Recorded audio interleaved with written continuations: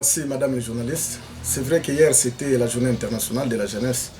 Mais sauf que nous concluons à une timidité par rapport à la place qu'occupe la jeunesse aujourd'hui dans le monde entier.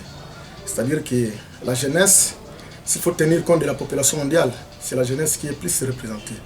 Et malheureusement, par rapport à cette journée qui devrait être, n'est-ce pas, publicité ou sinon fêtée avec beaucoup de joie, malheureusement ce n'est pas le cas. C'était vraiment timide.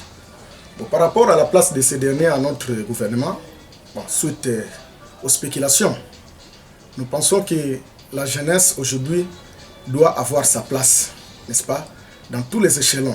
Hélas, avec les rumeurs du gouvernement, comme si ces derniers, ou sinon la jeunesse, cette dernière jadis, la jeunesse n'est pas du tout prise en compte. Et c'est pour cette raison que nous donnons, n'est-ce pas, pas une recommandation, mais nous interpellons quand même aux autorités compétentes de pouvoir revenir à la raison, de voir comment, n'est-ce pas, intégrer ces derniers pour qu'ils puissent se retrouver. Quelque part aussi, les jeunes, je vais prendre un exemple, hein, l'éducation. Je veux dire que la jeunesse est reléguée dans les oubliettes, n'est-ce pas, dans notre pays. L'éducation, nous avons aujourd'hui nos jeunes diplômés qui, après avoir passé au maximum 12 ans à l'école secondaire pour décrocher le diplôme d'État.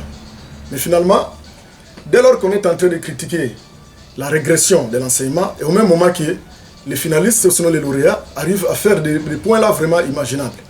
De 80%, 87%, 60%, or nous à notre époque. C'est vrai qu'aujourd'hui la régression de l'enseignement, c'est suite à l'irresponsabilité de notre gouvernement. Et maintenant, quelle contradiction! On parle de régression et finalement les élèves ou sinon les lauréats arrivent à faire des points là vraiment imaginables. Pour cette raison, il revient au gouvernement de voir comment recadrer le secteur, comme je viens de prendre l'exemple de l'enseignement, de recadrer le secteur pour qu'au finish, qu'il y ait l'équilibre entre le niveau et les produits qu'il lance, n'est-ce pas, dans les marchés d'emploi.